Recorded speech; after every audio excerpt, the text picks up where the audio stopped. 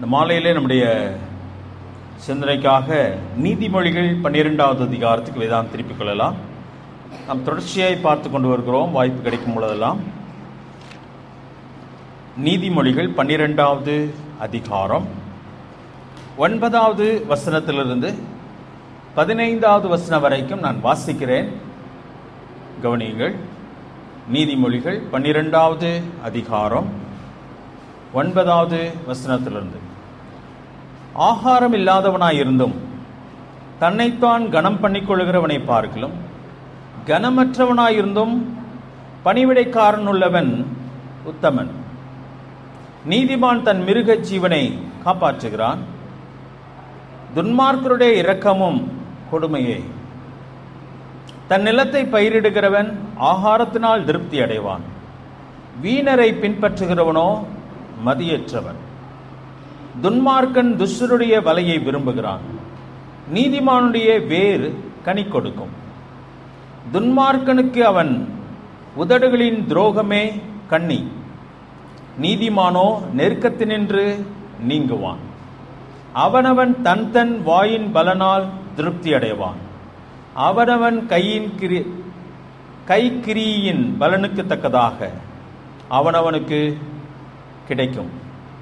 மதீனனுடைய வழி அவன் பார்வைக்கு செம்மையாயிருக்கும், ஆலோசனைக்கு செவி கொடுக்கிறவனோ ஞானம் உள்ளவன். 9வது வசனத்தை வாசிக்கிறேன். முடிந்தால் 15 வசனங்கள் வரைக்கும் பார்க்கலாம்.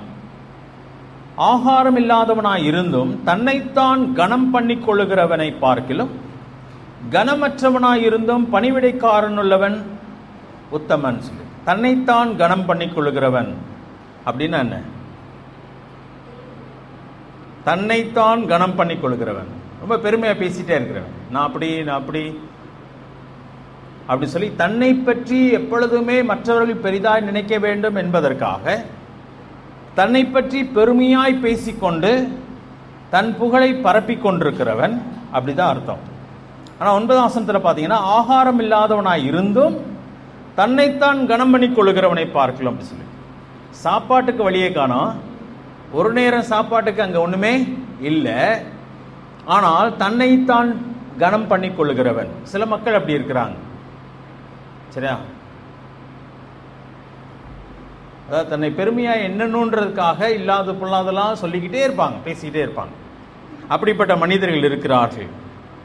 ஆனா அவங்களுக்கு சாப்பாட்டு கூட வழி இல்லை. அடுத்த மனுஷனை பார்க்கும் பொழுது அதனுடைய கம்பேரிசனா அங்கே சொல்லுகிறார், கனமற்றவனாயிருந்தும் அப்படி சொன்னா தன் கனத்தை தேடாதவனாயிருந்தும், அதான் அதனுடைய அர்த்தம்.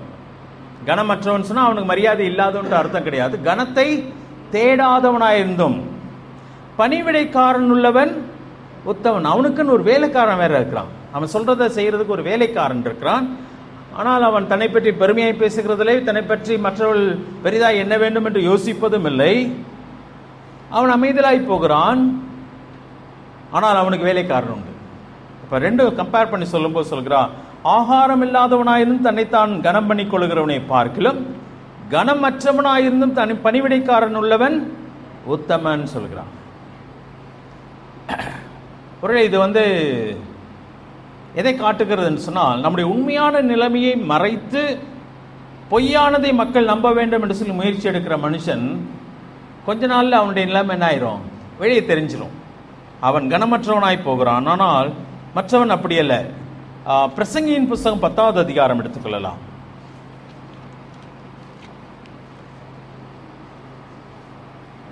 இன்னொரு இடத்துல வாசிக்கும் போது, உன் உதடுகள் அல்ல பிரத்தியான் உதடுகளே உன்னை என்ன பண்ணணும், புகழ வேண்டும் சொல்ற. நானே என்னை பற்றி பெருமையை பேசினா கொஞ்ச நாளைக்கு அது ரொம்ப நல்லா இருக்கும், பெரிய ஆள் போல பயங்கரமான ஆள் போலன்னு சொல்லி நம்மளை பத்தி நினைச்சுக்கிடுவாங்க.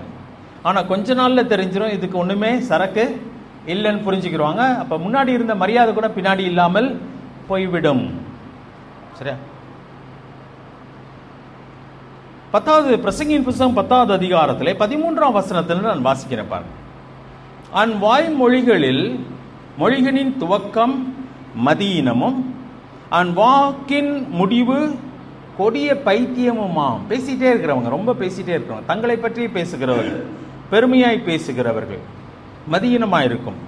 அவன் யாருன்றத எல்லாருக்கும் தெரிஞ்சிடும். 3ஆம் வசனத்தை பாருங்களேன், 10வது அதிகாரம் 3ஆம் வசனத்தில், மூடன் வழியிலே நடக்கிற போதும் மதிக்கெட்டவனாயிருக்கிறான், தான் மூடன் என்று அவன் எல்லாருக்கும் சொல்லுகிறான். அதாவது எப்படின்னு சொன்னா, நல்லா குடிச்சிட்டு தான் நேராக நடக்கிறதாக நினைச்சிட்டு ரோட்டில் நடந்து போறவங்க சிலவங்க இருக்கிறாங்க. நேராக நடக்கிறதா நினைப்பாங்க, அவங்க நேராக நடக்கிற மாதிரி நினைப்பாங்க. அப்படின்னா ரோட்டில் அப்படியே கிராஸ் பண்ணி போயிட்டே இருப்பாங்க. அவங்க நடக்கும்போது எல்லாருக்கும் என்ன தெரிஞ்சிடும், குடிச்சிருக்கிறாருன்னு தெரிஞ்சு. ஆனால் அவருடைய நினைப்பு என்ன சொன்னா, ரொம்ப ஸ்டெடியாக போறேன்னு சொல்லி அவர் நினைச்சிட்டு இருக்கிறார். அதுபோல இந்த மதி கெட்டவன் மூடன் எல்லாருக்கும் தான் மூடன் என்பதை சொல்லி விடுவான். 14ஆம் வசனம் பாருங்க. மூடன் மிகுதியாய் பேசுகிறான், நடக்க போகிறது இன்னதென்று மனுஷன் அறியான், தனக்கு பிற்பாடு சம்பவிக்க போகிறதை அவனுக்கு அறிவிப்பவன் யார்? ஊருக்கு போகும் வழி மூடன் அறியாததினால் அவன் தொல்லை ஒவ்வொருவரையும் இழைக்க பண்ணும். இந்த வசனம் புரியுதா? ஊருக்கு போகும் வழியை மூடன் அறியாததினால் அவன் தொல்லை ஒவ்வொருவரையும் இழைக்க பண்ணும். சரியா? அதாவது ஒருத்தனுக்கு ஊருக்கு போற வழி தெரியலன்னு சொல்லிட்டாலே ஒரு மூடன்னு சொன்னா உயிரை வாங்கிடுவான். இல்ல இருக்கிறவன் எல்லாத்தையும் பேசியே உயிரை வாங்கிடுவான். இது பயங்கரமான ஒரு காரியம். பேசாதிருந்தால் மூடனும் ஞானி என்று எண்ணப்படுவான்னு சொல்லியிருக்கு பைபிள். அமைதியாக இருக்கிறார், சரக்கு நிறைய இருக்கும் போல நினச்சிக்கிடுவாங்க. நல்ல விவரம் தெரிஞ்சவர் போல. சரி, எதுவுமே நடிக்க வேண்டிய அவசியம் நமக்கு இல்லை. நம்ம அமைதியாக போயிட்டு இருக்கிறது நல்லது. மற்றவர்கள் நம்மை பார்த்து என்ன பண்ணணும், புரிந்து கொள்ள வேண்டும். நானே எல்லாத்தையும் பேசி தெரியப்படுத்த வேண்டும் சொல்லி அவசியம் இல்லை. சரியா? எது மேன்மையான காரியம்? ஆண்டு ஒரு இடத்துல சொல்லும்போது, ஒரு விசேஷத்துக்கு அழைக்கப்பட்டிருக்கும் போது நீங்கள் முன்னாடி போய் என்ன பண்ணாதீங்க, உட்காராதீங்க. ஏன்னு சொன்னால், முன்னாடி உட்காந்துருக்கிற உங்களை இல்லை வேற ஆள் வர வேண்டியதுக்கு, பெரியவங்க வர வேண்டியதுக்கு நீங்கள் பின்னாடி இருந்து உட்காருங்க சொன்னால் உனக்கு ரொம்ப அவமானமாயிரும். ஆனால் பின்னாடி இருந்து உன்னை அழைத்து முன்னாடி கொண்டு வந்து உட்கார வச்சா உனக்கு எப்படி இருக்கும்? பெருமையாக இருக்கும். நாமே முதன்மையை தேடாதபடிக்கு, நானே மற்றவர்களிடத்திலே புகழ்ச்சியை தேடாதபடிக்கு மற்றவர்கள் நம்மை புகழத்தக்கதாக நடந்து கொள்ள வேண்டும். சரி, நீதிமொழிகள் 12:9 அதான் நம்ம பார்க்குறோம். ஒரு மனுஷன் தன்னை எல்லாரும் பெரிதாய் எண்ண வேண்டும் என்பதற்காக புகழ்ந்து கொண்டே அழைகிறான், மற்றவனோ கனத்தை தேடவில்லை. ஆனால் அவனுக்கு என்ன இருக்கு, வேலைக்காரன்லாம் இருக்காங்க. அப்போ கொஞ்ச நாட்களில் அவனுடைய மேன்மை மற்றவர்களுக்கு தெரிய வரும். சரி, இந்த காரியங்கள் நம்முடைய வேதாந்தத்தில் எழுதப்பட்டிருக்கேன்னு சொன்னால் நம்ம எப்படி நடந்து கொள்ள வேண்டும் என்பது ரொம்ப முக்கியமான ஒரு காரியம். அநேகர் இருக்கும்பொழுது சமுதாயத்திலே, சபையிலே, குடும்பங்களிலே நாம் எப்படி நடந்து கொள்வது என்பது ரொம்ப முக்கியமான ஒரு காரியம். சில மனிதர்கள், அதாவது இந்த பிரசங்கில வாசம் இல்லையா, மூடன் என்ன பண்ணுகிறான், அதிகமாய் பேசுகிறான். சரி, அது நம்முடைய அறிவை வெளிப்படுத்தாது. ஆண்டவர் அதை சொல்கிறான். 10ஆம் வசனத்துக்கு வரலாம். நீதிமொழிகள் 12வது அதிகாரம் 10வது வசனம். நீதிமான் தன் மிருக ஜீவனை காப்பாற்றுகிறான், துன்மார்க்கருடைய இரக்கமும் கொடுமையே என்று சொல்கிறான். நீதிமான் தன் மிருக ஜீவனை காப்பாற்று. அதான் நீதிமானுடைய இரக்கம் யாருக்கே தெரியுமா? மிருகத்துக்கு தெரியும் அவன் எவ்வளவு இரக்கம் உள்ளவன் என்று சொல்லி. ஆனால் துன்மார்க்கனுடைய இரக்கத்தை பார்ப்போமானால், இரக்கம் சொல்ற அவனுடைய கிரியை எப்படிப்பட்டதா இருக்குமா? கொடுமையானதாக இருக்கும் சொல்கிறான். அது ரொம்ப முக்கியமான ஒரு காரியம். நம்முடைய தேவன் இரக்கமுள்ளவர் என்பது ரொம்ப முக்கியமான உண்மையான ஒரு காரியம். உபாகம், அதுக்கு முன்னாடி ஒரு வசனம் வாசிக்கலாம். உபாகம் 25வது அதிகாரத்தில் ஆண்டவர் நம்ம எப்படிப்பட்டவர்களாய் நடந்து கொள்ள வேண்டும் என்பதை அங்கே அழகாய் சொல்கிறார். உபாகமம் 25வது அதிகாரம் 4வது வசனத்தை வாசிக்கிறேன் பாருங்க. உபாகமம் 25:4, போரடிக்கிற மாட்டை வாய்க்கட்டாயாக அப்படி சொல்லியிருக்கு. போரடிக்கிற மாடுன்னு சொன்னால் அந்த நெல்லை போரடிக்கிறது. வாய்க்கு கட்டு போட்டுருவாங்க, அந்த கூட மாதிரி வாயில மாட்டி விட்டுருவாங்க சிலர். ஆனால் வேதம் சொல்கிறது என்ன பண்ணாத, செய்யாத. அது போரடிக்கும் போது எவ்வளோ சாப்பிடணும்னு நினைக்குதோ என்ன பண்ணட்டும், சாப்பிடட்டும். அது இரக்கத்தை காட்டும். ஏன்னா அது சாப்பிடுகிற வைக்கோல், அது சாப்பிடுகிற அந்த காரியத்தை அது மிதிக்கிறது, வேலை செய்கிறது, அதை ஏங்க விட கூடாது. அது மனுஷனுடைய இரக்கத்தை காட்டுகிறது. அதுக்கு முந்தின வசனத்தை வாசிக்கலாம் பாருங்க. ஆண்டவர் இரக்கத்தின் தேவனா இருக்கிறபடினால எப்படியெல்லாம் நடந்து கொள்ள வேண்டும் என்று சொல்லுகிறார். 2வது வசனத்திலிருந்து வாசிக்கிறேன். குற்றவாளி அடிகளுக்கு பாத்திரவானானால் நியாயாதிபதி அவனை கீழே கிடக்க பண்ணி அவன் குற்றத்துக்கு தக்கதாய் தனக்கு முன்பாக கணக்கின்படி அவனை அடிப்பிக்க கடவன். எப்படி வச்சு அடிக்கணும்னு சொல்றாரு? கீழே படுக்க வச்சு தான் அடிக்கணும்னு சொல்றாரு. இல்லை, அது அதனுடைய உண்மையான காரணம் என்னன்னு சொல்லி எனக்கு தெரியல. சரியா? கண்டமானிக்கு ஓட ஓட என்ன பண்ணக்கூடாது? அடிக்கக்கூடாது. அது முக்கியமான ஒரு காரியம். ஏன்னா அதாவது மனுஷனை இஷ்டத்துக்கெல்லாம் அடிக்கக்கூடாது. அதான் அந்த ஆண்டவர் குற்றவாளின்னு தெரிஞ்சிருச்சு, அவன் அடிகளுக்கு பாத்திரவான்னு சொல்லிச்சு. அதான் 2ஆம் வசனம் சொல்ல வருகிறது. அப்ப யாருக்கு முன்னாடி அடிக்கணுமா? நியாயாதிபதி அவனை கீழே கிடக்க பண்ணி அவன் குற்றத்துக்கு தக்கதாய், அதிகமாக அடிக்கக்கூடாது, அவன் எவ்வளவு தவறு செஞ்சானோ அதுக்கு தகுந்த மாதிரி தனக்கு முன்பாக, அதாவது நியாயாதிபதிக்கு முன்பாக கணக்கின்படி அவனை அடிப்பீங்க. எத்தனை வார்த்தைகள் ஸ்டெப்பா, என்ன பொசிஷன்ல அவனை வச்சு அடிக்கணும், யாருக்கு முன்னாடி அடிக்கணும், எவ்வளவு அடிக்கணும், அதுக்கு மிஞ்சி என்ன பண்ணக்கூடாது? அடிக்கக்கூடாது சொல்கிறான். அடுத்த வசனத்தை வாசிக்கலாமா? நம்முடைய தேவன் எப்படி நம்மை தண்டிக்கிறவர்? நம்முடைய தப்பிதங்களுக்கு தக்க நம்மை தண்டியாமல் மட்டாய் தண்டிக்கிறவர். நம்முடைய தேவன் இரக்கத்தின் தேவன். 3ஆம் வசனத்தை வாசிக்கலாம். அவனை 40 அடி வரைக்கும் அடிக்கலாம். மேக்சிமம் 40. 40வது அடி அடிக்க மாட்டாங்க. அதனால தான் பவுல் எழுதும் போல் சொல்ல 4 முறை நான் அடிப்பட்டேன், 40 அடிகளுக்கு ஒரு அடி குறைவாக அடிக்கப்பட்டேன். ஏன்னா 40வது அடி அடிக்க மாட்டாங்க சொன்னா ஒருவேளை கணக்கில் தப்பாயிடுச்சுன்னா அது 41 மாறிடும். அதனால 40வது அடி அடிக்க மாட்டாங்க. அந்த மாதிரி அவங்க வைத்திருந்தார், ஒழுங்கு வைத்திருந்தார். அவனை 40 அடி வரைக்கும் அடிக்கலாம். அவனை அதிலும் அது அதிகமாய் அடிக்கிறதுனால் உன் சகோதரன் உன் கண்களுக்கு முன்பாக நீசனாய் தோன்றுவான். அதனால் அவனை அதிகமாய் அடிக்க வேண்டாம். ஆண்டவர் எவ்வளவு இன்ஸ்ட்ரக்ஷன் கிளியரா கொடுக்கிறார். குற்றவாளி தான், அடிக்கு பாத்திரவான் தான். அவன் குற்றவாளியா இருந்தாலும் அவனை இப்படிதான் தண்டிக்கணும், ஏன்னா அவனும் உன்னுடைய சகோதரனாக இருக்கிறான் சொல்லி அதை ரொம்ப அழகாக சொல்கிறான். அந்த வரிசையில் வரும்பொழுதுதான் போரடிக்கிற மாட்டை வாய் கட்டாயாக. அப்படி தேவன் இரக்கத்தின் தேவன். நாம் எப்படிப்பட்டவர்களா இருக்க வேண்டும்? இரக்கத்தின் மக்களாகவே இருக்க வேண்டும். யாத்திராகமம் 23வது அதிகாரம்.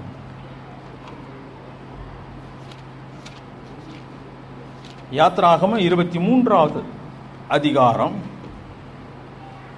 4வது வசனத்தை வாசிக்கலாம். யாத்திராகம் 23:4.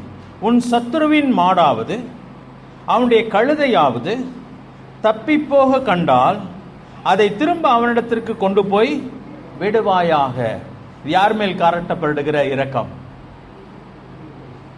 சத்ருவின் மேலேயா மிருகத்தின் மேலேயா?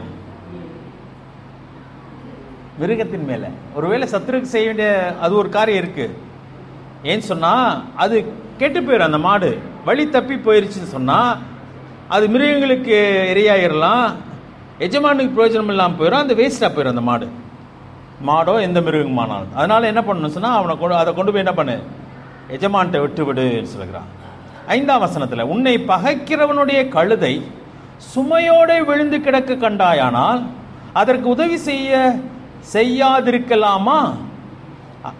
அவசியமாய் அவனுடனே கூட அதற்கு உதவி செய்வாயாக.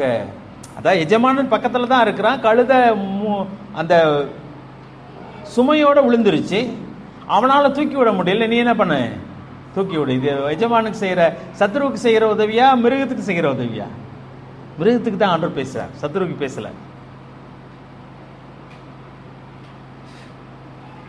6வது வசனம் உன்னிடத்தில் இருக்கிற எளியவனுடைய வியாச்சியத்தில், நியாயத்தில், அவனுடைய அதாவது விசாரணையில் அவனுடைய நியாயத்தை புரட்டாயாக. அப்படியே ஆண்டவர் அநேக காரியங்களை சொல்லிட்டே வர்றார். தேவன், நம்முடைய தேவன் இரக்கத்தின் தேவனாக இருக்கிறார். யோனா 4வது அதிகாரம் எடுத்துக்கலாமா? யோனாவின் புஸ்தகம் ஒரு அழகான உதாரணம் சொன்னால் அதை நம்ம எடுத்துக்கொள்ளலாம். யோனா 4வது அதிகாரம், தெரிந்த வசனம் தான் அது, 11வது வசனம். வலது கைக்கும் யோனா 4வது அதிகாரம் 11, வலது கைக்கும் இடது கைக்கும் வித்தியாசம் அறியாத 120,000 பேருக்கும் அதிகமான மனுஷரும் அநேக மிருக ஜீவன்களும் இருக்கிற மகாநகரமாகிய நினிவேவுக்காக நான் பரிதபியாமல் இருப்பேனோ. மனுஷனை யாரையும் சேர்த்துட்டாரு? மிருகத்தையும் சேர்த்துட்டார். தேவன் இரக்கமுள்ள தேவன். 104வது சங்கீதத்தில் வாசிக்கும் போது ஆண்டவர் மிருகங்களை பற்றி கவலைப்படுகிறவராக இருக்கிறார். 27ஆம் வசனம், 104ஆம் சங்கீதம் 27. ஏற்ற வேளையில் ஆகாரத்தை தருவீர் என்று அவைகள் எல்லாம் உம்மை நோக்கி காத்திருக்கும். நீர் கொடுக்க அவைகள் வாங்கிக் கொள்ளும். உம்முடைய கையை திறக்க அவைகள் நன்மையால் திருப்தியாகும். எல்லா மிருகங்களும். அதனால தான் ஆண்டு சொல்றார், ஒரு தகையிலான் குருவி கூட தேவனுடைய சித்தம் இல்லாமல் பூமியிலே விழுவதில்லை. அவர் கவலை உள்ளவராக இருக்கிறார், அதை பற்றி கவனிக்கிறவராக இருக்கிறார். அதனால தான் சொல்கிறார், நீங்கள் அவைகளை காட்டிலும் விசேஷமானவர்கள் அல்ல, விசேஷித்தவர்கள் அல்லவா. தேவன் இரக்கமுள்ள தேவன் மட்டும் இரக்கம் இல்லாதவராக இருந்திருப்பாரானால் யாருமே பிழைக்க முடியாதுன்னு வச்சுக்கோங்களேன். அவர் இரக்கத்தின் தேவன். அதான் மோசே சொல்லும்போது அவருடைய இரக்கத்தை பற்றி சொல்கிறார். இரக்கமும் மன உருக்கமும் தயவும் கிருபையும் நிறைந்த தேவன் சொல்கிறார். வரிசையாக அடுக்குகிறார். சரி, 10ஆம் வசனத்தை மறுபடியும் வாசிக்கிறேன் பாருங்க. நீதிமொழிகள் 12:10. நீதிமான் தன் மிருக ஜீவனை காப்பாற்றுகிறான். மனுஷனுக்கு மனுஷன் இரக்கம் பாராட்டுவது முக்கியம். இரக்கம் பாராட்டலனா குற்றவாளி. ஆனால் மனுஷனுடைய உண்மையான இரக்கம் எது வரைக்கும் போகணும்? மிருகத்து வரைக்கும் போகணும். இன்னைக்கு மிருகத்துக்கு ரொம்ப இரக்கம் பாராட்டுறாங்க, ஆனால் யாருக்கும் இரக்கம் பாராட்டுறது கிடையாது. மனுஷனுக்கு இரக்கம் பாராட்டுறது. மிருகத்தை நேசிக்கிறாங்க, மனுஷனை பற்றி யாரும் கவலைப்படுகிறது இல்லையா? அந்த ரொம்ப தலைகீழ போச்சு. எல்லாமே பாவம் பெருக பெருக எல்லாம் தலைகீழாக போகும். அதுதான் நடந்து கொண்டிருக்கிறது. ஆனால் துன்மார்க்கனுடைய இரக்கமும் கொடுமையே. இன்னைக்கு நம்ம நாட்டை நேசிக்கிறோம்னு சொல்லி இந்த மக்கள் சொல்றாங்க. மாடை நேசிக்கிறோம், பசுவை நேசிக்கிறோம், ஆனால் மனுஷனை என்ன பண்றாங்க? அடிச்சு கொள்றாங்க. மனுஷனை அடிக்கிறத நீங்க பார்த்துருக்கீங்களான்னு சொல்லி தெரியல. யூடியூப்ல போனால் சொல்லலாம், பார்க்கலாம். அப்படியே என்னால் பார்க்க முடியல. ஒரு மிருகத்தை கூட நம்மளால் அப்படி அடிக்க முடியாது. அப்படி அடிக்க முடியும் சொன்னால் பயங்கரமாக இருக்காது. இந்த ISIS எல்லாம் கழுத்தை அறுக்கிறதெல்லாம் பார்க்கும்போது பயங்கரமாக இருக்கு. அதெல்லாம் யார் செய்கிறான்னு சொன்னால் பிசாசு தாங்க செய்கிறான், மனுஷன் அல்ல. அதாவது ஏரோது தனக்கு போட்டியாக ஒரு குழந்தை பிறந்துருச்சுன்னு சொன்னோன்னே அவன் என்ன பண்ணானா, 2 வயசு குழந்தை குறைவாக இருக்கிற எல்லா பிள்ளையும் என்ன பண்ணேன்? கொல்லுன்னு சொல்லுவான். பிசாசு, ஏரோது அல்ல. ஏன்னா பிசாசு தான் யாரை கொல்லணும்னு பார்க்குறான்? இயேசு கிறிஸ்துவை கொல்லணும்னு பார்க்குறான். இப்போ பிசாசு மனுஷ கொலை பாதகன். ஆண்டவரை நாம் அறியாத பட்சத்தில் தேவனுடைய இரக்கம் நமக்குள்ள இருக்கிறது இல்லை. ரோமர்ல சொல்லும்பொழுது தேவனுடைய அன்பு நம்முடைய இருதயங்களிலே ஊற்றப்பட்டிருக்கிறது. அப்ப நாம் தேவனுடைய பிள்ளைகள் என்று சொல்லிவிட்டு நம்முடைய இரக்கம் இல்லை என்று சொன்னால் ரொம்ப பரிதாபமான நிலைமையில இருக்கிறோம். தேவனுடைய அன்பை நாம் அறியவில்லை என்றுதான் அர்த்தம். அப்ப இந்த இடத்துல பார்க்கும்போது துன்மார்க்கனுடைய இரக்கமே எப்படி இருக்குமா? கொடுமையானதா இருக்கும். அவன் இரக்கம் அன்புலாம் பேசுறான், அல்ல, அவனுக்கு அது இல்லை. துன்மார்க்கனை பொறுத்தவரை நம்முடைய வாழ்க்கையை பற்றி யோசித்து பார்க்கலாம். சரி, 9ஆம் வசனத்தில் என்ன படித்தோம்? தன்னையே பெருமை பாராட்டி கொள்ளுகிறவன், ஆனால் அவன்கிட்ட ஒன்றுமே இல்லை. மற்றொரு மனுஷன் யாரு சொன்னா வேலைக்காரன்லாம் இருக்கிறது, ஆனால் கனத்தை தேடுகிற ஒரு மனுஷனாக அவன் இல்லை. எது மேன்மையானது என்பதை நாம் உணர வேண்டும். 10ஆம் வசனத்தில் பார்க்கும் பொழுது நம்முடைய இரக்கம் மிருக ஜீவனுக்கு தெரியணும். அதான் முன்னாடி சொல்லுவாங்க, நீங்க ரட்சிக்கப்பட்டீங்கன்றது உங்க வீட்டில் இருக்கிற பூனைக்கு தெரியணுமா? ரட்சிக்கப்படுறதுக்கு முன்னாடி போற வகையிலேயே ஒரு பூனைக்கு ஒரு உதை, வேற யார் மேலேயா கோவம் வந்துச்சுன்னா அங்க நாய்க்கு அடி விழுகும். ஆனால் ரட்சிக்கப்பட்டோன்றத வீட்டில் இருக்கிற மிருகங்கள் அறிய வேண்டும் சொல்லுவாங்க. இப்போ இங்கே அதே தான் சொல்லுங்க, நீதிமான் தன் மிருகங்களை காப்பாற்றுகிறான். 11ஆவது வசனம், தன் நிலத்தை பயிரிடுகிறவன் ஆகாரத்தினால் திருப்தி அடைவான். வீணரை பின்பற்றுகிறவனோ மதியற்றவன். சரி, நிலத்தை பயிரிடுகிறவன் என்று சொல்லப்படுறது. ஆகாரத்தினால் திருப்தி ஆகிறான். அன்றைக்கு எல்லாருக்கும் இருந்தது என்னன்னு சொன்னா நிலம். அதுல தேவன் ரொம்ப கவனமா இருக்கிறார். லேவி கோத்திரத்துக்கு மட்டும் என்ன கிடையாது, நிலம் கிடையாது. அவங்களுக்கு ஆண்டவர் அந்த பங்கை கொடுக்கவில்லை. அதனால்தான் தசமபாகத்தை கொடுக்க சொல்கிறார். என்னுடைய பங்கு யாருடைய பங்கு? அவங்களுடைய பங்குன்னு சொல்லி ஆண்டு சொல்லிட்டார். மிச்சவங்க எல்லாருக்குமே நிலம் பகிர்ந்து கொடுக்கப்பட்டது. கானான் தேசம் அப்படியே அவங்களுக்கு பகிர்ந்து கொடுக்கப்பட்டது. ஆண்டவர் அதை ரொம்ப கவனமா செய்ய சொல்றார். அதுக்கப்புறம் சொல்லுகிறார் பாத்தீங்கன்னா, ஒருவேளை யாராவது நிலத்தை குத்தகைக்கு விட்டுருந்தாங்கனாலோ விற்று இருந்தாங்கனாலோ அது 50வது வருஷத்துல என்ன பண்ணி ஆகணும்? யூபிலி வருஷத்துல அது திரும்பி வந்து விடும். தேவன் அந்த ஒழுங்கை வச்சிருந்தார். சரியா? ஒருவேளை கஷ்டத்து நிமித்தம் குத்தகைக்கு விட்டதோ அல்லது அடிமையா ஆனதுனால கடன் வாங்கி திரும்பி செலுத்த முடியாதனால அது இன்னொருவன் கையிலே போய்விடுமானால் 50வது ஆண்டு அது திரும்பி வர வேண்டும். அப்படின்னா ஆண்டுடைய நோக்கம் என்னன்னா, எல்லார் கையிலையும் என்ன இருக்கணும்? காசு இருக்கோ இல்லையோ நிலம் இருக்க வேண்டும். அப்ப நிலத்தை ஒரு மனுஷன் என்ன பண்ண வேண்டும்? பயிரிட வேண்டும். அவன் சோம்பேறியாய் இருக்கக்கூடாது. அதுதான் ரொம்ப முக்கியமான ஒரு காரியம். நிலத்தை பயிரிடுகிறவன் ஆகாரத்தினால் திருப்தி அடைவான். வீணரை பின்பற்றுகிறவனோ மதியற்றவன். 6வது அதிகாரம் எடுத்துக்கலாமா? இதே நீதிமொழிகள் 6வது அதிகாரம். அங்கதான் சோம்பேறியை பற்றி அதிகமாய் சொல்லப்பட்டிருக்கிறது.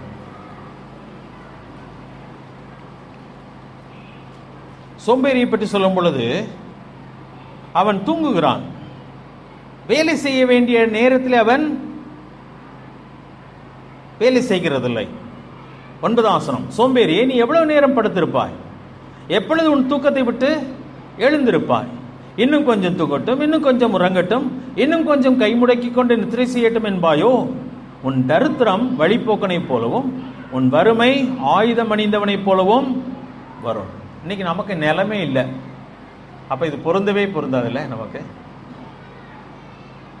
ஆனா இன்றைக்கு நம்முடைய உணவுக்காக அல்லது பிழைப்புக்காக தேவன் நமக்கு என்ன கொடுத்திருக்கிறாரோ அதுல என்ன பண்ணும்?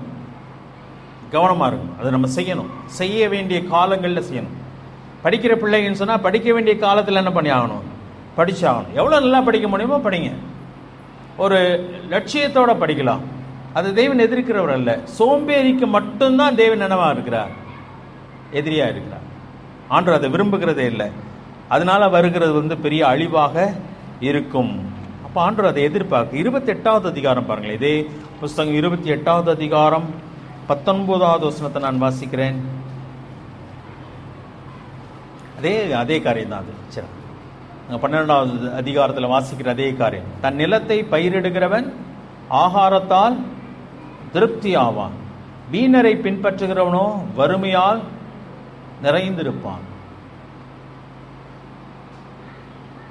இது முக்கியமான ஒரு காரியம். நம்முடைய வாழ்க்கையில் ஆண்டவர் நம்மளை போஷிக்கிறாரா போஷிக்கலையா? ஆண்டவர் சொல்றாரு, அன்றன்றைக்குரிய ஆகாரத்தை நான் உனக்கு நினைக்க தருவேன்னு சொல்றாரு. முதலாவது தேவனுடைய ராஜ்யத்தை அதை நிதியும் தேடுங்கள், அப்பொழுது இவைகள்லாம் உங்களுக்கு கூட கொடுக்கும். ஒருவேளை கால சூழ்நிலையினாலேயோ வாழ்க்கையில் நடந்த சில இழப்புகளினாலேயோ அல்லது சுகவீனங்களினால சில தரித்திரம் வந்து விடுகிறது. சிலருடைய வாழ்க்கையில் ரொம்ப கஷ்டமான சூழ்நிலையெல்லாம் வருகிறது. அதை தேவன் பொறுப்பெடுக்கிறார். அதில் தேவன் அற்புதமாக இரக்கம் பாராட்டு. ஆனால் சோம்பேறிக்கு ஆண்டவர் என்ன பண்றதில்லை? அதாவது செய்ய வேண்டிய காரியங்களை செய்ய வேண்டிய காலங்களிலே செய்யாமல் போனதனால் வருகிற விளைவுகளுக்கு யார் பொறுப்பு? கிடையாது. தேவன் பொறுப்பு கிடையாது. அதுதான் அங்க 6வது அதிகாரத்தில் அவனுக்கு எப்படி வரும்னு சொன்னா சொல்லுகிறார் ஆண்டவர், தரித்திரம் வழிபோக்கனை போலவும் 11ஆம் வசனத்தில் சொல்லப்பட்டிருக்கிறது, உன் வறுமை ஆயுதம் அணிந்தவனை போலவும் வரும். ஆயுதம் அணிந்தவன் சொன்னா அவனை ஜெயிக்க முடியாது, அதை மேற்கொள்ள முடியாது. ஏன்னா நீ வெறும் கையா இருக்கிற, உன்ட்ட ஆயுதமே இல்லை. ஆனா வறுமை எப்படி இருக்கு? ஆயுதம் அணிந்த மனுஷனை போல இருக்கு, அவனை ஜெயிக்கவே முடியாது. அதான் அதனுடைய அர்த்தம். வழிபோக்கனை போலன்னு சொன்னா, வழிபோக்கு இத்தனை மணிக்கு வரேன்னு சொல்லிட்டு டைம் சொல்லிட்டா வருவாரு இல்ல, திடீர்னு ஒருத்தர் வந்து நிற்கிறார். திடீர்னு வந்திருக்கீங்க, சாப்பாடு கூட இல்லை எங்கள் வீட்டில், அது போல தரித்திரம் நினையாத நேரத்தில் நம்முடைய வாழ்க்கையில் என்ன பண்ணிடும், வந்துடும். எல்லாம் காசு நிறைய இருக்கிற மாதிரி தான் தெரியும், திடீர்னு இல்லாமல் போகிறது. தரித்திரம் வழிப்போக்கனை போலவும் வறுமை ஆயுதம் அணிந்தவனை போலவும் வரும். சரியா? அப்ப நம்ம செய்ய வேண்டிய காரியங்களை செய்ய வேண்டிய காலங்களிலே செய்தாக வேண்டும். ஒரு மனுஷன் உண்மையாய் உழைப்பானால், அதான் அந்த வசனத்தில் சொல்லப்பட்டிருக்கிற முக்கியமான ஒரு காரியம். ஒரு மனுஷன் உண்மையாய் உழைப்பானால், தனக்கு கொடுக்கப்பட்ட நிலத்திலே பயிரிடுவானால் அவன் ஆகாரத்தினால் திருப்தி அடைவான். வீணரை பின்பற்றுகிறவனோ மதிக்கட்டும். வீணர்னா யாரு? ஒன்னு செய்ய வெட்டியா சுத்திட்டு இருக்கிறவன், வீணாய் சுற்றி கொண்டிருக்கிறவர்கள், அவனை பின்பற்றுகிறவன் மதியற்றவன். 12வது வசனம், துன்மார்க்கன் துஷ்டனுடைய வலையை விரும்புகிறான், நீதிமானுடைய வேர் கனி கொடுக்கும். பயங்கரமான வசனம் இது. துன்மார்க்கன் துஷ்டருடைய வலையை விரும்புகிறான் சொல்லும். அதான் tell your friend I will tell about யூன்னு சொல்லுவாங்க. உன் நண்பனை சொல்லு, உன்னை பத்தி நான் சொல்லிடுவேன் சொல்லு. ஒரு மனுஷன் யாரை விரும்புகிறான், யாரோடு கூட இருக்க விரும்புகிறான், யாரோடு கூட அவனுடைய பழக்கத்தை வைத்துக் கொள்கிறான் சொன்னால், இங்கே சொல்லப்பட்டிருக்கிறது துன்மார்க்கன் தான் துஷ்டனுடைய வலையை விரும்புகிறான். பலன் சொல்லியிருக்க. சரியா? முதல் அதிகாரத்தில் வாசிக்கும் போது, முதல் அதிகாரத்தில் என் மகனே, 10ஆம் வசனம், முதல் அதிகாரம் நீதிமொழிகள் 1:10, என் மகனே பாவிகள் உனக்கு நயம் காட்டினால நீ சம்மதியாதே. எங்களுடைய வாய் என்று ரத்தம் சிந்தும்படி பதிவிருந்து குற்றமற்றிருக்கிறவர்களை முகாந்திரமின்றி பிடிக்கும்படி ஒளிந்திருப்போம் சொன்னால் போகாத. அப்படி சொல்லிட்டே வருகிற அந்த வழியிலே முதல் அதிகாரம் 17ஆம் வசனத்தில் வரும் பொழுது, எவ்வையான பட்சியானாலும் சரி அதன் கண்களுக்கு முன்பாக வலையை விரிப்பது வருதா. ஒரு குருவியை பிடிக்கணும்னு சொன்னா, குருவி அங்க மரத்தில் உட்காந்து உங்களை பார்த்துட்டு இருக்கிறப்பே வலையை விரிச்சிங்கன்னா அது எதுல வந்து இறங்காது, அந்த வலையில வந்து இறங்கவே அதுக்கு தெரியும் அங்க வலை இருக்குன்னு சொல்லி. அப்ப அது பார்க்காத பொழுது அதை விரிக்க வேண்டும். ஆனா இவங்க இருக்கிறாங்களே, இந்த தப்பான நபரோடு கூட பழக்கம் வைத்துக் கொள்ளுகிறவர்கள் இருக்கிறார்களே, 18ஆம் வசனம், இவர்களோ தங்கள் ரத்தத்திற்கே பதிவிருக்கிறார்கள். இவங்க யாருக்கு ஒளிஞ்சிருக்கிறாங்க? இவங்க நினைக்கிறாங்க அடுத்தவனை அடிச்சு புடுங்கிறதுக்கா ஒளிஞ்சிருக்கிறோம், அடுத்தவனை கொலை செய்யறதுக்கா ஒளிஞ்சிருக்கிறோம் சொல்றாங்க. இல்ல ஆண்டு சொல்றாரு, நீ வந்து அடுத்தவனை கொலை செய்யல, யாரை தான் கொலை செய்யற, உன்னையே அழிக்கிறாய் அப்படித்தான் சொல்றாரு. அவர்கள் தங்கள் பிராணனுக்கே ஒளி வைத்திருக்கிறான் சொன்னா கண்ணி வைக்கிறார்கள். 19ஆம் வசனத்துல, பொருளாசையுள்ள எல்லாருடைய வழியும் இதுவே, இது தன்னை உடையவர்களின் உயிரை வாங்கும். இந்த வசனம் நான் குறிச்சு வச்சுக்கிறேன் நினைக்கிறேன், வரும்பொழுது நான் வாசிக்கிறேன். அதாவது பொருளாசையுடையவர்கள் எல்லாருடைய வழியும் இதுவே. அப்ப தவறான வழியில பொருளை சேர்க்கிற மனிதன் யாருக்கு அழிவை தேடுகிறான்? தனக்கு தான் அழிவை தேடுகிறான். அதான் அதனுடைய அர்த்தம். நியாயமான வழியிலே நாம் பிழைக்க கற்றுக்கொள்ள வேண்டும். அப்ப 12ஆம் வசனத்துல ஒரு மனுஷன் என்ன சொல்ல முடியாதுன்னா, அவன் தான் என்ன கெடுத்துட்டான், அவன் தான் என்ன அந்த கெட்ட வழியில வழி நடத்திட்டான், அவனாலதான் நான் கெட்டேன்னு சொல்லி யாருமே சொல்ல முடியாது. துஷ்டனோட கூட போய் ஒருவன் சேருவானால் அவன் யாரா இருக்கிறான்? அவனும் துஷ்டனா இருக்கிறபடினால் தான் அவன் அப்படி சேர்க்கிறான். அதான் அந்த 13ஆம் வசனம் சொல்லிருக்கு.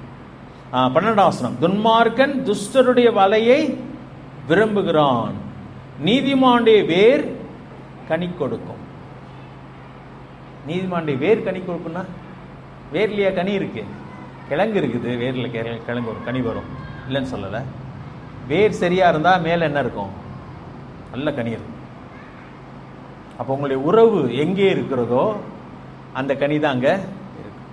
யாரோடு கூட தொடர்பு கொண்டிருக்கீங்களோ. சரியா?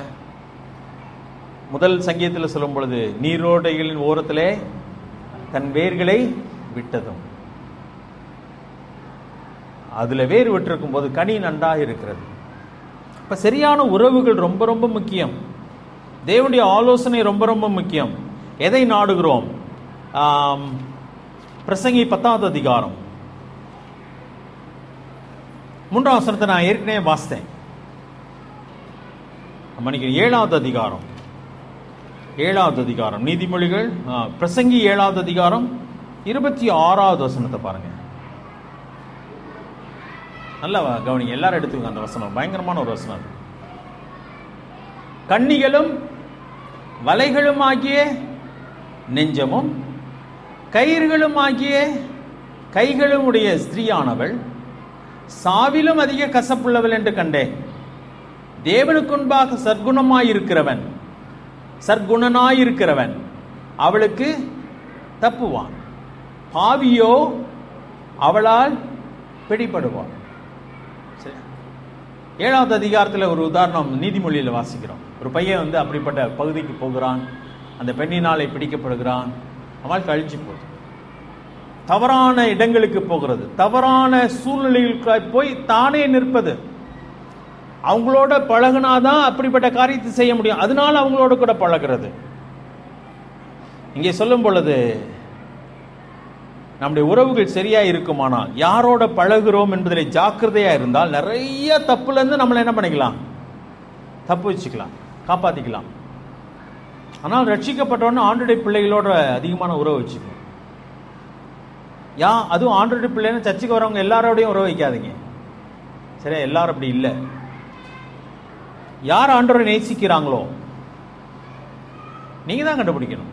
போதகர் இவனோட பழக அவனோட பழகன்னு சொல்ல முடியாது, நான் சொல்ல முடியாது. ஆனால் எங்களை மாதிரி ஆட்களுக்கு தெரியும். நான் ஒரு சபையில் கேள்விப்பட்டேன்னு சொன்னால், சபையில் இருக்கிற ஒரு பையனே இன்னொரு அந்த சபையில் வருகிற இன்னொரு பையனை என்ன பண்ணிட்டான்னா இடர பண்ணியிருக்கான். இப்போ இவன் வந்துட்டு இருக்கான், அவன் வரல, சர்ச்சுக்கு வரல. இவன் தானே கெடுத்து விட்டான். கெடுத்தவன் மடையனா கெட்டவன் மடையனா? கொஞ்சம் சொல்லுங்களேன். யார் பேச்ச நீ கேட்கிற, அதான் முக்கியம். போதகர் பேச்சை கேளுங்க, அப்படி ஆண்டவரை நேசிக்கிற பிள்ளைகள பேச்சை கேளுங்க, அது ஆண்டுக்குள்ள காலங்காலமா வாழ்ந்து கொண்டிருக்கிற உண்மையான மனுஷனுடைய பேச்சை கேளுங்க. வெடல பையன், வாலிப பையனுடைய பேச்சை ஒன்று கேட்கறது தப்பு. ஏன்னா அவனுக்கு என்ன இல்லை, அனுபவம் கிடையாது, அவனே தடுமாறி கொண்டிருக்கிறான், அந்த வயசுல இருக்கிறான். மற்றொன்று, அவன் வாழ்க்கையிலே ஒழுக்கம் இல்லை, அவன் தப்பு செய்யறான்றது தெரியுது, அவன் ஆலோசனை போய் கேட்டா அவன் தான் என்ன கெடுத்துட்டான்னா, நான் சொல்லுவேன் அவன் கெடுக்கல, உனக்குள்ள என்ன இருக்குது, அந்த கெட்ட எண்ணங்கள் இருக்கு. அதுதாங்க இந்த வசனம் சொல்லுது. அதுதான் 12வது அதிகாரம் 13வது வசனத்தில் வாசிக்கிறோம். 12வது வசனத்தில், துன்மார்க்கன் துஷ்டருடைய வலையை விரும்ப, அது வலன் தெரிஞ்சாலும் எங்க போறாங்க, அங்க போறாங்க, காலை வைக்கிறாங்க. தெரியாம வலையில காலை வச்சான்ல, இல்ல தெரிஞ்சுதான் வலையில என்ன பண்ணுகிறான், காலை வைக்கிறான். மாட்டிக்கொள்ளாம தப்பிச்சுக்கலாம் அப்படின்னு நினைக்கிறான். இல்ல, மாட்டிக்கொள்வாய், அதுதான் சொல்லப்படுது. 27வது அதிகாரம் பிரசங்கி 7வது அதிகாரம் 26வது வசனத்துல, அவள் எப்படிப்பட்ட நெஞ்சம் உள்ளவளாம், கண்ணிகளும் வலைகளும் ஆகிய நெஞ்சம் உள்ளவள், கயிர்களும் ஆகிய கைகளை உடையவள். அப்பனா என்ன பண்ண போறா, கண்ணி வலை கயிறு, இத்தனை வார்த்தை பயன்படுத்திருக்கு. அவள் என்ன பண்ணுவா, கட்டதானே செய்வா, வளைச்சி போடதான் செய்வா. அவளுடைய சாவிலும் அதிக கசப்பானவள். அவள் சாகிறப்ப கூட அவளை நினைச்சு நொந்து தான் சாக வேண்டியது. அப்படிப்பட்டவளை கண்டேன். பிரசங்கி எழுதுகிறான், தேவனுக்கு முன்பாக சற்குணனாயிருக்கிறவன் அவளுக்கு தப்புவான், பாவியோ அவளால் பிடிபடுவான். இப்ப யார் பிடிபடுவா சொல்லுங்களேன்? நல்லவன் பிடிபடுவானா? நல்ல ஆசை இருக்கிறவன் பிடிபடுவானா? பிடிபடவே மாட்டான். அதான் நம்மளை சுற்றி இருக்கிற பாவங்கள் எவ்வளவு என்பது முக்கியம் இல்லைங்க, நான் எப்படிப்பட்டவன்றதான் முக்கியம். நல்லா புரிஞ்சுக்கோங்க. அதான் நம்மளை சுற்றி அப்படியே கான்கிரீட் செவரை கட்டிட்டு நான் யோக்கியனா இருக்கணும், உலகமே கெட்டு போச்சு, ஆனால் ஒருத்தனையும் நான் பார்க்க மாட்டேன், ஒருத்த மூஞ்சியும் பார்க்க மாட்டேன், பார்த்தாலே நான் பாவியாயிடுறேன்னு சொல்லி சுவத்தை கட்டிக்கிட்டாலும் பாவம் எங்க இருக்கு, நமக்குள்ள இருக்கு. அதை நான் தடுக்க முடியாது. அப்போ உலகத்தை நான் சரிப்படுத்த முடியாது, சரியா? எங்க சரிப்படுத்தணும்? என் உள்ளத்தை சரிப்படுத்தணும். சரியான வேர்கள் சரியான இடத்துல நாட்டப்பட வேண்டும். அப்படின்னா இந்த உலகத்தில் எந்த இடத்திலும் என்னால் வாழ முடியும். அற்புதமான ஒரு காரியம். இதுதான் உண்மை. நீதிமொழிகள் 12வது அதிகாரம் 12வது வசனத்துல துன்மார்க்கன் துஷ்டருடைய வலையை விரும்புகிறான், நீதிமானுடைய வேர் கனி கொடுக்கும். கனி கொடுக்குமானால் நீங்க யாரா இருக்கிறீங்க? நீதிமான். வலையில சிக்கினீங்கன்னா யார் தான் காரணம்? வலையை விரித்தவன் காரணம் அல்ல. ஆண்டவர் சொல்லும் பொழுது இடரல் வருவது அவசியம். அதாவது இடரலை நீங்க என்ன பண்ண முடியாது, தவிர்க்கவே முடியாது. இந்த உலகத்துல வாழும் பொழுது இடரல் இருக்கத்தான் செய்யும். 7 பேர் கெடுக்கிறதுக்குன்னே இருக்கதான் செய்வான். ஆனால் நான் கெடாமல் இருக்க வேண்டுமானால் நான் ஜாக்கிரதையா, நான் அகப்படாமல் வாழ வேண்டும். சரியா? 13ஆம் வசனத்துக்கு வந்துடலாம். துன்மார்க்கனுக்கு அவன் உதடுகளின் துரோகமே கண்ணி, நுணலும் தன் வாயார் கெடும். தவளை கத்திக்கிட்டே இருக்குமா, பாம்புக்கு தெரியும் எங்க தவளை எங்க இருக்குன்னு கிளீனா கண்டுபிடிச்சிடும். கத்தாம அமைதலா இருந்தா கூட பாம்புக்கு எங்க இருக்கு, தவளை எங்க இருக்குன்ட்டு தெரியாது. அது மாதிரி துன்மார்க்கனுக்கு அவன் உதடுகளின் துரோகமே கண்ணி. கண்ணின்னா ட்ராப். சரியா? ட்ராப் அது கிளீனா பிடிச்சிரும். ட்ராப் வெளியே இல்லை, அவன் வாய்க்குள்ளேயே தான் இருக்கு, மாட்டிக்கொள்வான். நீதிமானோ நெருக்கத்தினின்று நீங்குவான். இதே புத்தகம் 18வது அதிகாரம் எடுத்துக்கோங்க. 18வது அதிகாரம் 6-7 வசனங்கள் வாசிக்கலாம். நீதிமொழிகள் 18வது அதிகாரம் 6-7. மூடனுடைய உதடுகள் விவாதத்தில் நுழையும், அவன் வாய் அடிகளை வரவழைக்கும். சரியா? அடி வாங்கினா அதுக்கு யார் காரணம்? நிறைய நேரத்தில் நம்ம வாய் தான் காரணம். சரியா? பிரச்சனைகளுக்கு காரணம் நம்முடைய வாயா இருக்கலாம், நான் ஒத்துக்கொண்டு தான் ஆகணும். 7வது வசனம், மூடனுடைய வாய் அவனுக்கு கேடு, அவன் உதடுகள் அவன் ஆத்மாவுக்கு கண்ணி. நிறைய பிரச்சனை வருதுன்னா கொஞ்சம் யோசித்து பார்க்கலாம், எதனால பிரச்சனை வருது? நிறைய நேரத்தில் வார்த்தையினால தான் என்ன வந்துடுது, பிரச்சனை வருது. நம்ம ஜாக்கிரதையா பேச வேண்டியதை பேசி ஜாக்கிரதையாக போகும்போது நிறைய காரியங்களை தப்பிச்சுக்கலாம். அப்போ ஞானம் ரொம்ப அவசியம், ஞானம் ரொம்ப அவசியம். அதனால தான் நீதிமானோ நெருக்கத்தினின்று நீங்குவான், ஆனால் துன்மார்க்கனுக்கு அவன் உதடுகளின் துரோகமே கண்ணி, அவன் வாயை அவனுக்கு கெடுதல் பண்ணிடுது அப்படி சொல்லுகிறான். பிரசங்கி 10வது அதிகாரம் 3ஆம் வசனம் அன்றைய அப்பயே வாசிட்டேன் நான். மூடன் வழியிலே நடக்கிற போதும் மதிக்கெட்டவனாக இருக்கிறான், தான் மூடன் என்று அவன் எல்லாருக்கும் சொல்கிறான். வாயினால தான் அவனை அறிஞ்சிக்கிறாங்க எல்லாருமே, அதனாலேயே அவன் கெட்டு போகிறவனாக இருக்கிறான். இந்த 2 வசனம் பார்த்துட்டு முடிச்சிடலாம். அவனவன் தன் தன் வாயின் பலனால் திருப்தி அடைவான், அவனவன் கைக்கிரியின் பலனுக்கு தக்கதாக அவனவனுக்கு கிடைக்கும் அப்படி சொல்லி. 13வது அதிகாரம் 3ஆம் வசனத்தை பாருங்க. 3-4. தன் வாயை காக்கிறவன் பிராணனை காக்கிறான், உதடுகளை விரிவாய் திறக்கிறவனோ கலக்கம் அடைவான். சோம்பேறியினுடைய ஆத்மா விரும்பியும் ஒன்றும் பெறாது, ஜாக்கிரதையினுடைய ஆத்மாவோ புஷ்டியாகும் அப்படி சொல்ல. அதாவது பேர் எனக்கு மறந்து போச்சு, வாய் இருந்தா பொழைச்சிக்கலாம்னு சொல்லுவானே, யாருக்கு அந்த ஒரு கதை வரும் இல்லை தமிழ்ல, தென்னாலிராமன். அவன் போய் ராஜா தோட்டத்தில் போய் நிறைய பூவை பறிச்சு போடுவான். அவங்க மகன் தென்னாலிராமனுடைய மகன் பூவை பறிச்சுவான். தென்னாலிராமன் ஒரு அரண்மனைக்குள்ள வரப்ப அவன் மகனை பிடிச்சி கொண்டு போயிட்டு இருப்பாங்க, ஜெயிலுக்கு கொண்டு போயிட்டு விசாரணை கொண்டு போயிட்டு இருப்பாங்க. கடக்கிற நேரத்தில் அவங்க அப்பா சொல்லுவார், வாய் இருக்கிறவன் பொழைச்சிக்கலான்டான்னு சொல்லுவார். இவனுக்கு ஒரு நிமிஷம் புரியவே புரியாது, யோசிச்சு பார்ப்பான், வாய் இருந்தா பொழைச்சிக்கலாம் என்ன. கடைசியில் புரிஞ்சிருச்சு, எல்லா பூவையும் தின்னுபிடுவான். ராஜாட்ட போறப்ப நான் பறிக்கவே இல்லை ராஜா, இந்த பூவே இல்லைன்னு சொல்லிடுவான். இது பைபிள் இல்லைன்னு சொல்றது, சரியா? சும்மா ஜோக்கா சொல்ல, வாய் இருக்கிறவன் பொழைச்சிக்கிறான். ராஜா போடா அன்ற ஒரு பூ கூட இல்லை, பூ பறிச்சான்னு சொல்றீங்களே, விரட்டி விட்டுறாரு. 14ஆம் வசனத்தை வாசிக்கலாம். அவனவன் தன் தன் வாயின் பலனால் திருப்தியாகும். வாயினால அடி வாங்குவான்னு சொல்லி முந்தின வசனம் இருக்கு. வாயே அவனுக்கு கண்ணியா இருக்குன்னு சொல்லி முந்தின வசனம் வருது. ஆனால் அடுத்த வசனத்தில் அதே வாய் எப்படிப்பட்டதா இருக்கு? பலன் கொடுக்கிறதா இருக்கிறது. வாழ்வதற்காக தான் தேவன் அதை கொடுத்திருக்கிறார். நாவை பற்றி யாக்கோபுல வாசிக்கிறோம். நாவு ஒரு நெருப்பு. ஆனால் அதே நாவு தான் தேவனை துதிப்பதற்காக பயன்படுத்தப்படுது. நாவு ஒரு அற்புதமான ஒரு காரியம். மிருகங்களுக்கெல்லாம் பேச்சு இருக்கான்லாம் தெரியல, ஆனால் மனுஷனுக்கு தேவன் பேச்சை கொடுத்திருக்கிறார். அற்புதமாக பேசுவது சரியா? அவனவன் தன் வாயின் பலனால் திருப்தியாவான். அவனவன் கையின் கிரியின் பலனுக்கு தக்கதாக அவனவனுக்கு கிடைக்கும். 25வது அதிகாரத்தில் ஒரே ஒரு வசனம் வாசிக்கலாம். நீதிமொழிகள் 25வது அதிகாரம் 11வது வசனம். ஏற்ற சமயத்தில் சொன்ன வார்த்தை வெள்ளித்தட்டில் வைக்கப்பட்ட பொற்பழங்களுக்கு சமானம். கேட்கிற செவிக்கு ஞானமாய் கடிந்து கொண்டு புத்தி சொல்லுகிறவன் கடுக்கனுக்கும் அபரஞ்சி பூஷணத்துக்கும் சரி. அது ஆபரணத்தை போல ஒன்று.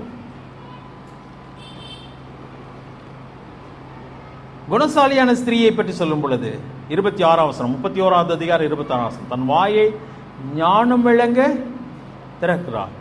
தயவுள்ள போதகம் அவள் நாவின் மேல் இருக்கிறது. வாயை நல்ல காரியத்துக்காக பயன்படுத்தலாமா? பயன்படுத்த முடியாதா? பயன்படுத்தலாம். தேவன் அதுக்கு தான் கொடுத்திருக்கார். தேவனை துதிப்பதற்காக, அநேகருக்கு அது பிரயோஜனமாக இருப்பதற்காக என்ன பண்ணோம்? நம்முடைய வாயை பயன்படுத்த வேண்டும். புறணி பேசுறதுக்காக இல்லை, பிரச்சனையை உண்டு பண்ணுறதுக்காக இல்லை, போட்டு விடுறதுக்காக இல்லை, விஷத்தை தெரிக்கிறதுக்காக இல்லை. ஆனால் சரியான காரியத்துக்காக நான் அதை பயன்படுத்தி பழக வேண்டும். அப்படியானால் நான் துன்மார்க்கனா நீதிமானா? எல்லா இடத்துலையும் அந்த கான்ட்ராஸ்ட் தான் சொல்லப்பட்டிருக்கிறது.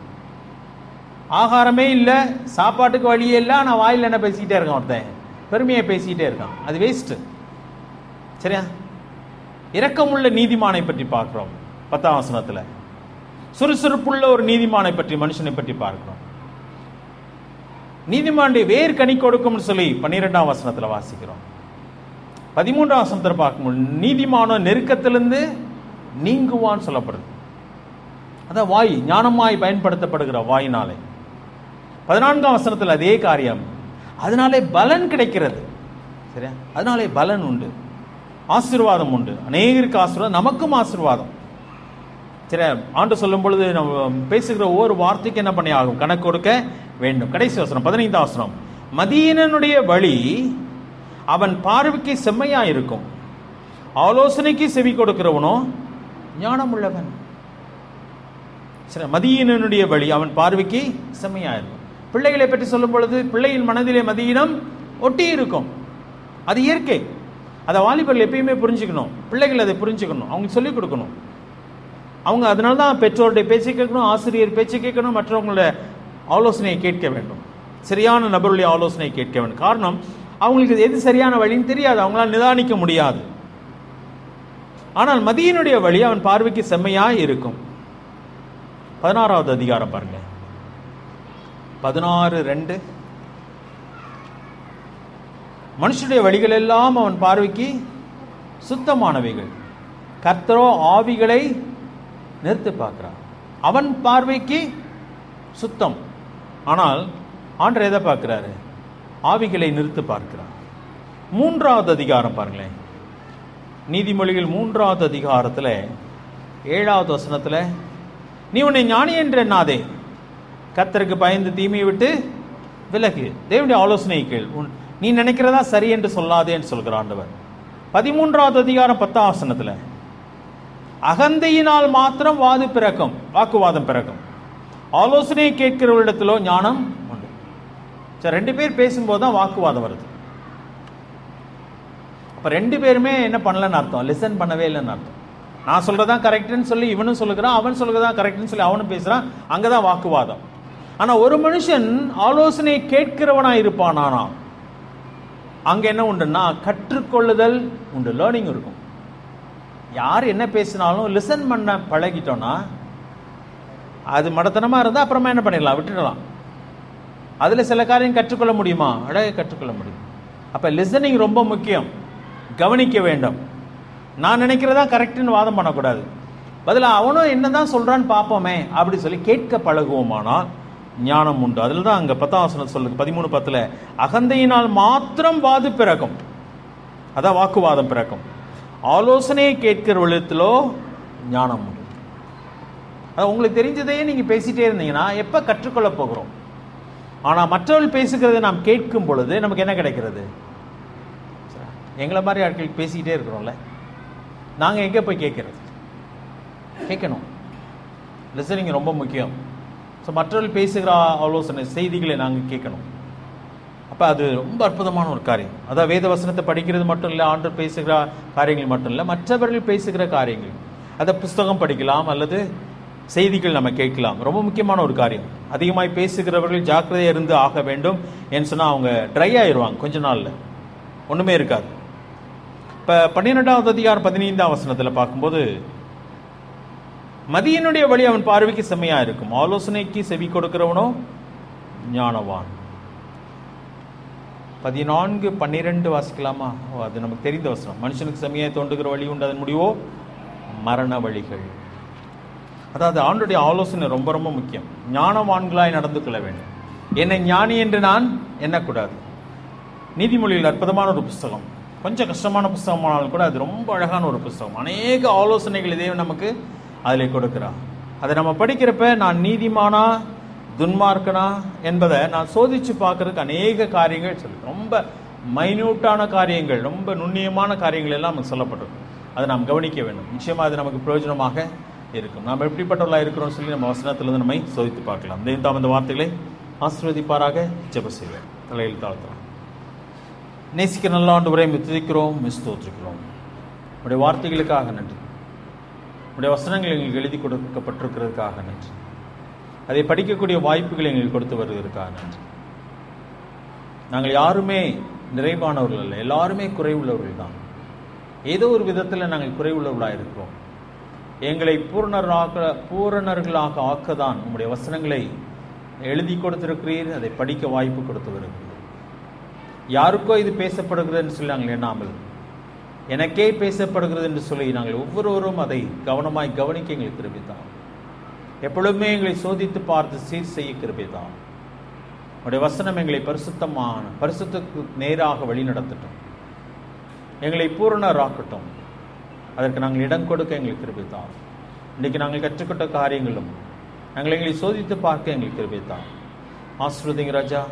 வந்த தேவனுடைய பிள்ளைகள் ஒவ்வொருவரையும் ஆசீர்வதி. இந்த மாலையில் நாங்கள் இப்படியே கொஞ்ச நேரம் செலவு செய்ய எங்களுக்கு ஒரு வாய்ப்பை கொடுத்ததுக்காக நன்றி செலுத்துவோம். மீதியான காரியங்களை பொறுப்படுத்திக்கலாம். ஆசீர்வதியும். இயேசு கிறிஸ்துவின் நாமத்தில் கேட்கும் நல்ல பிதாவே, ஆமென்.